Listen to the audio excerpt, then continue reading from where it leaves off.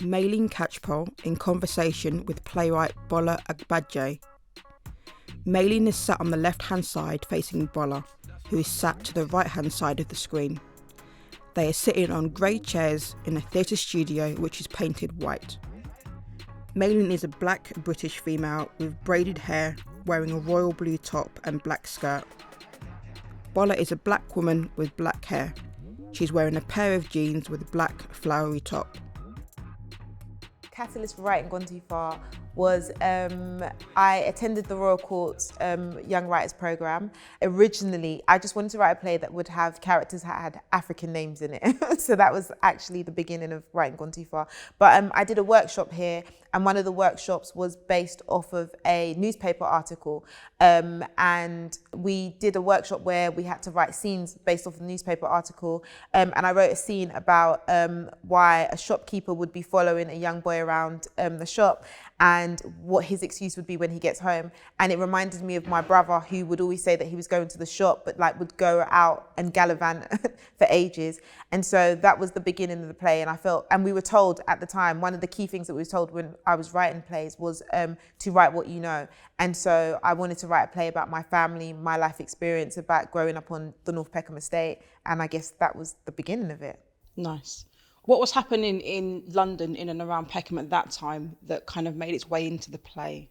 So one of the big things that happened, it wasn't even just Peckham, in London, one of the big things that was happening at the time was there was this Hug a Hoodie campaign. Yes. And so there was loads of issues going on that if young people were wearing hoodies, that they weren't allowed in shops, they weren't allowed, there was just a whole thing about stereotypes regarding young people wearing hoods.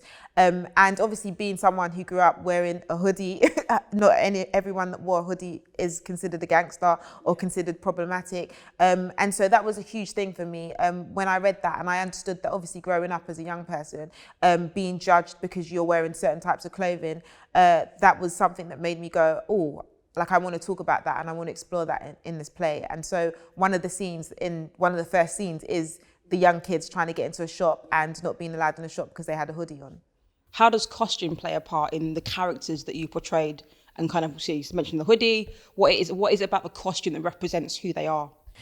I guess it wasn't necessarily about it is about what represents who they are, because I just felt that young people were being judged too harshly at the time. I think obviously at the time in 2006, 2007, that was the start of knife crime, knife crime being in the media. Yeah. And so I think that there was this whole drive that was going on that anyone who wore a hoodie, anyone with baggy trousers, anyone with Air Force Ones were considered, people would judge them and think that they were part of a gang and stuff like that. And so I really wanted to kind of explore and show that actually not every kid was like that. And also the main thing actually about Gone Too Far in the beginning when I wrote it was that I wanted to show people that actually it wasn't that young kids were just going around with knives and trying to stab each other.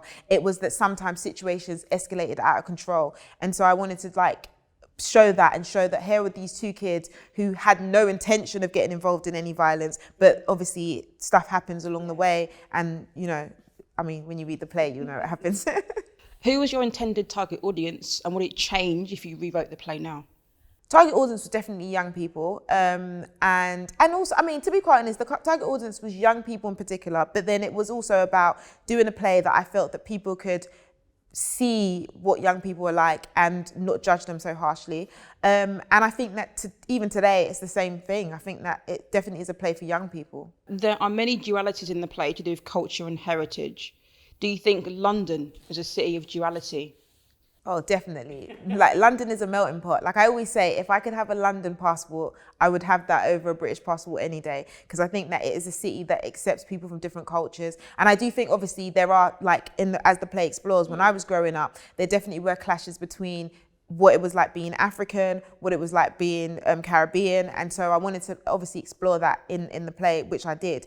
But I do think that London is a place where your neighbours are from different races, from different places. I think that there were I think when you're in London, you understand what it's like to be someone from the diaspora, having people who have family in other places around the world. Do you think being in Nigeria is an important theme in the play, and how the perception of people from Nigeria or Africa in particular? Oh, 100%. I mean, I wanted to write a play that celebrated my culture because I grew up being ashamed of it for a time period. And then it was only when I went to college that I met like loads of people who were like me, who understood like what it was like living in an African British household. That was when I was accepted of my culture. And so I really wanted to explore like what it was to be British and Nigerian and to be proud of like what, you know, your Nigerian heritage. Do you think the play would translate to other cultural groups? Oh, 100%. I mean, the play was performed at the Royal Court. It was performed at Hackney Empire, and we did a little tour around London. And loads of people from loads of different ethnic groups came up to me and would say, I can relate to that because I understand what it's like. You know, if you have someone whose parents are from a different country, it's very similar to what it's like for the characters in Gone Too Far. Is the play dedicated to your brother and the struggles he went through?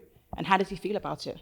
Yeah, the play was definitely, yeah. I mean, I've got one brother. There's 5 of us, 4 girls, 1 boy. Yeah, and my brother's just a year younger than me. And at the time, I wanted to dedicate the play to him because I felt that, like, out of all of us, he was the one that was still struggling with his identity and trying to still figure out who he was at the time. And I just wanted him to understand and see that there was a play that related to him and spoke about his struggles and the things that he went through. And he was 100% proud of the play. Fantastic. Do you think the play challenges stereotypes around race and belonging?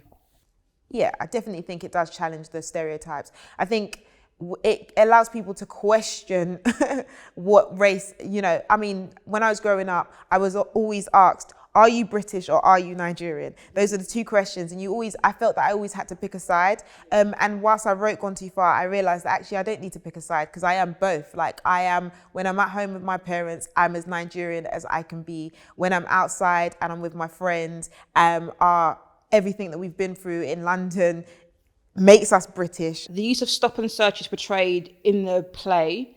Do you think that's an important thing that you wanted to comment on about the use of stop and search and young black men? Yeah, I think that today we're still going through the same issues and the same questions about stop and search. It's not that the debates that's going around is that we need to have it because obviously knife crime is on the rise. But at the same time, the stereotypes are that young black men are being stopped more than anybody else. So I definitely think that I wanted to explore themes in the play that I felt that the black community were facing, because I also wanted to show an audience that these were sometimes the situations that arise that sometimes police officers will come up to young black boys with no reason to stop them, but will kind of obviously get into a situation will arise from that interaction. Do you feel your global majority characters are stereotyped as negative and have false perceptions of young black men? Oh, what an interesting question. I guess, so the flip side for me is that black characters traditionally in plays are the negative characters. So what I wanted to do first and foremost was to change that stereotype and to create black characters that weren't negative. Those characters for me felt they were secondary characters, and I wanted to put them in a secondary position because I also felt that traditionally when I wanted to be an actor, when I was reading plays, I either didn't see myself in it or I was the secondary negative character. And so I guess I didn't put as much thought into those characters as much as I probably did with the others. And the reason being is that the story is about Yemi and Ikudaisi and their experiences. And so everybody else that they interact with, they're important to the story, but it's not their story. Names are a big part of African culture. Do you feel that Amani's disrespect of Yemi's name is important, and why? Yeah, again, recently this year, there was a conversation about Yewande, who was in the Love Island, whose name was mispronounced incorrectly, how much she felt disrespected because of the meaning of her name. And I felt that growing up, my parents were they instilled in us the importance of our names, the reasons why they gave us our names, our names have stories behind it. And I felt that sometimes growing up, my name has always been said incorrectly. There are times where I would correct people and tell them how to say my name correctly. There are times when I'm too tired to correct people. And growing up in school, I think that names traditionally, I think teachers sometimes just didn't put in the effort to understand African names. And sometimes the excuses would be, oh, well, I can't say it, I can't pronounce it, it's too hard. But then it's just try.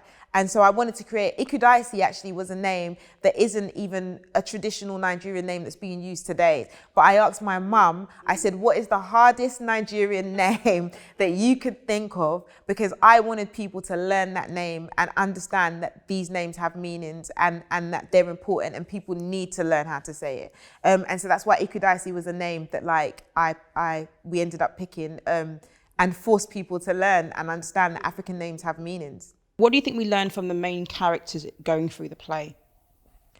I think that one of the most important things that you learn from Yemi is that unless you know who you are, you're going to struggle interacting with people. Unless you have a sense of who you are and a sense of where you come from, I think that it's young people in particular. I mean, it's not just young people. We're all constantly trying to find out who are we, where do we stand in the world, how do we fit in? And that was something that I thought that I wanted to make sure that, in particular for Yemi, that like him having this struggle of not being proud of being Nigerian, trying to figure out what home meant to him, what his relationship with his brother was. I wanted to show that those are the things that are the pent-up frustration that sometimes young people face, and they can't articulate it in the way that they want to. And so it was just about making sure that, you know, when you look at Yemen, you look at Ikudaisi is slightly more grounded because Ikudaisi knows who he is. He's proud of where he's from, and he's not there to prove anything to anyone. Whereas Yemi constantly felt that he needed to prove himself to his friends, to the people on the estate, and to his brother. And so having all of those issues is kind of what makes him this kind of angry young boy with this pent up frustration. And by the end of the play, obviously, when he's acceptant of who he is in his culture, he's a lot more relaxed and happy. How do you think you portray women in your play? In terms of Amani and Pariss and then the mother, how do you think they fit within that kind of conflict structure? Yeah, I think again, in particular, with Amani and Amani and Pariss's relationship, I think traditionally in plays, a darker skinned character is constantly the butt of the joke, is constantly the characters that don't get to say much, are always just kind of the friend. And I wanted to switch that stereotype around. I wanted to give Pariss a voice. I wanted to give Pariss a chance to speak up. And for Amani and Pariss to interact with each other. Because also based on the experience that I knew, those were sometimes the friendship dynamics that I saw going on. And so I wanted to kind of play around with the stereotypes of what it was like having a light-skinned friend and a dark-skinned friend. But also at the same time, to show that actually young people, everyone's constantly questioning their identity and who they are. And Amani in particular is questioning who she is just as much as Yemi is. And so that's why the two of them bump heads the most, because they're both as confused as each other. Definitely. Do you think that Amani instigates the violence within the play? Yeah, Amani does. Why did you write it in that way? Because again, at the time, there was an incident that happened there was this whole news article that was going around about it's called Honey Trap. So it's about when young girls set up young boys and situations arise. And sometimes obviously it can be quite tragic because a young girl can set up a young boy and set him up to get stabbed and all sorts of stuff. And so I wanted to kind of just explore what those dynamic and friendships happen, how they happen on an estate, and what the roles of young girls are on the estate. And someone like Amani, again, she is an instigator. She is somebody that instigates trouble and is constantly picking at people. Like, she's always pushing people's buttons. And I wanted to show just how sometimes if you've got people like that who are constantly going in on somebody, how that can bubble and escalate and go out of control. Which character should we sympathise with most, do you think? I guess Yemi is the character to sympathise with the most. No, actually, not just Yemi. I think Yemi, Amani are two characters, and even Razor and Blazer. I think that the whole situation, as the knife crime thread unfolds, I think I would like for people to understand just how quickly those incidents can escalate and how quickly people make choices that they might regret for the rest of their lives, but those are choices that they make in a moment. So I would like for an audience to sympathise with, I guess, all of the characters, because I think that it's important for people not to judge them and feel that that they're one type, because they're not. Do you remember any rehearsal techniques or pointers to actors in rehearsal about how to play these particular characters? I know it's a long time ago. Oh yeah, so long ago, gosh.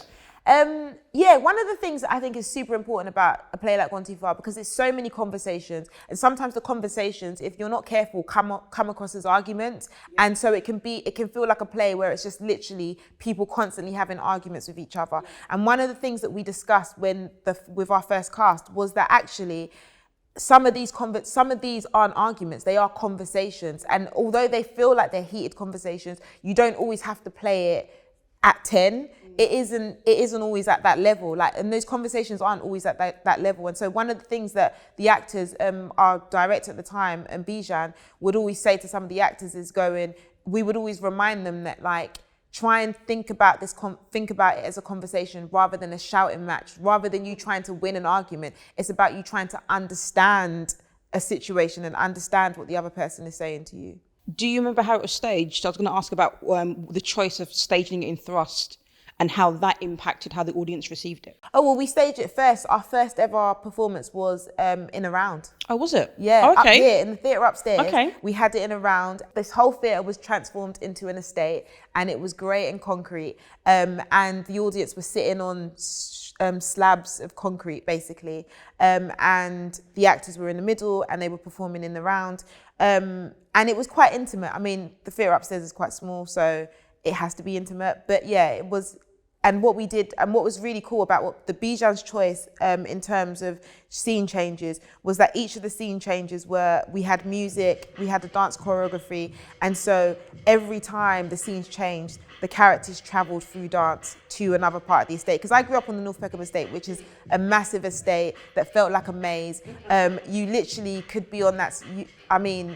I say it all the time to people, it was like an adventure playground for me growing up until I became a teenager and realised how dangerous it was living there.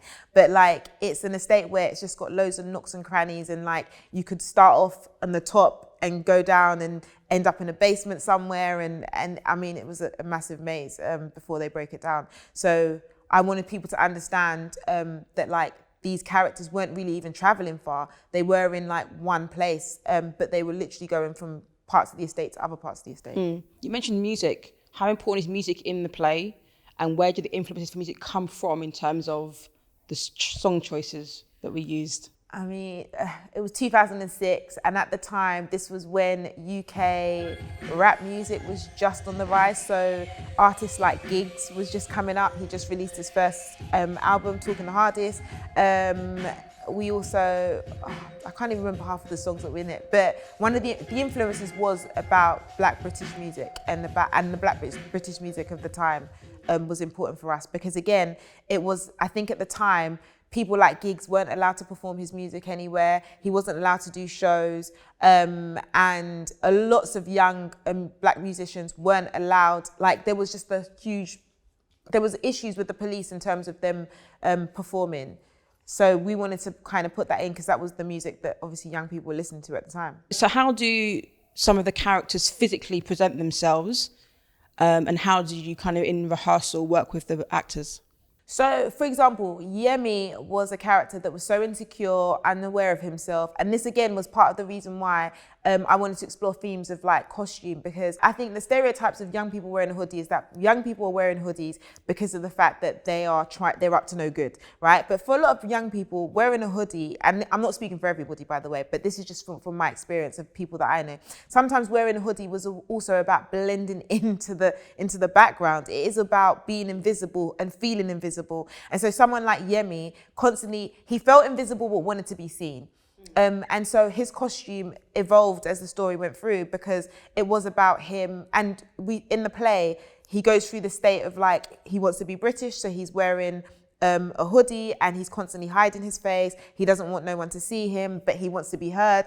And then by the end of the play, he's accepting of his culture. So he's wearing the traditional African agbada, and he's proud of it, and he's happy to wear the same outfit as his brother. And then you've got Ikudaisi, who is this melting pot. He's from Nigeria, super proud of being from Nigeria, but at the same time, his influences are American culture, British culture. So he wants to wear his brother's trainers. He also wants to dress like his brother because he's in the UK now. And so again, for him, costume was important because it is about blending in, it is about fitting in. So even though Ikudai sees this character who's super proud of who he is, there is still an element of like, you want to fit in, you want to belong somewhere. And coming to England meant that he wanted to dress and look like his brother.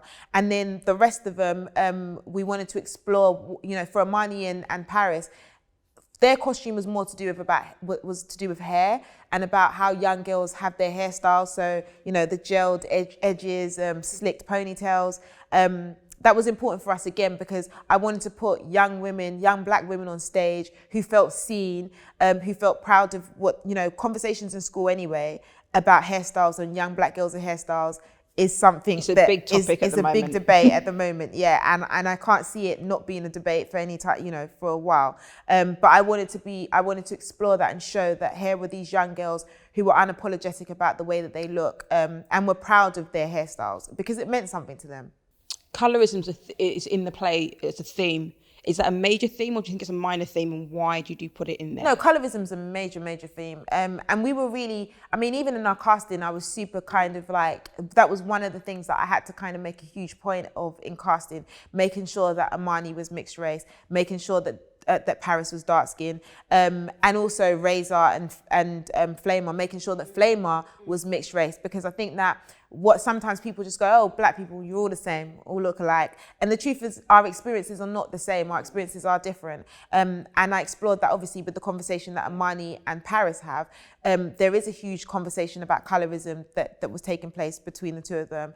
And I think we're still having those conversations today. I think young people are still having, you know, if I relate it to what's going on in the world, a show like Lupin, for example, which is set in Paris, about a black man in Paris who doesn't seem to have a black family, who doesn't seem to have any black female friends. Like there are no dark-skinned women in that show at all, as extras, as anything.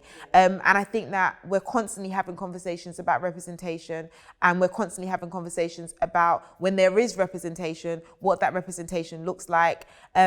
And so I think colorism, and especially in secondary school, I think for young girls, that definitely is an issue that comes up. And I think that we don't have enough resources that actually, we don't have enough resources for you to even understand and explore what it is. Yeah, definitely. Because I think in secondary school, growing up for myself, like there was no one to have these conversations about. No one in school addressed the issues that happened in terms of colorism and the different privileges that come with like being either light skin or dark skin.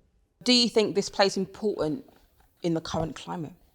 I mean, yesterday we had a whole discussion on the timeline about white privilege and white working class boys, girls, not feeling like they have a place in the world. And I feel that like sometimes those conversations, again, they erase the conversations that we have about young black kids who are feeling like they don't have a place in society. And I feel like a play like this, it speaks to young black kids, but not only that, it speaks to the society in which we live in now. Everybody is trying to figure out who they are and what home means to them and where home is. And I think that we're having that conversation more than ever, especially now that we're in a pandemic right now. We're stuck indoors. No one can fly out. We can't go places. And so I think the idea of like what home is and how important home is to each and every one of us, I think a story like that resonates to everybody. I don't think you have to be black to understand Gone Too Far, basically, is what I'm saying.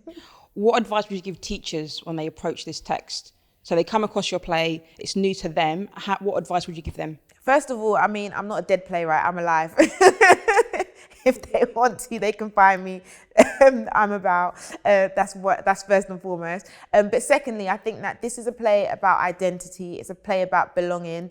It's a play about home. And I think that those three themes are key themes. And I think that if you understand that, I think you'll be able to find those common threads within those characters and have a discussion point with students. And I think that those are the three things to start off with. I think forget about the slang, forget about the fact that it's set in London. You know, if this is a teacher who's not from London, who's exploring a text like this and goes, oh, well, we don't have estates where we are, I think that's not important. The setting isn't important. It really is about the themes of the show and about the characters. I think if you follow the characters and you explore the emotional journey of the characters, I think you won't have a problem with this text at all. Part of the reason why I became a writer was that I wish that I had plays like this when I was growing up. I wish that whether or not it was having a play that I could perform, but also a play that I could study that speaks to me and resonates to me.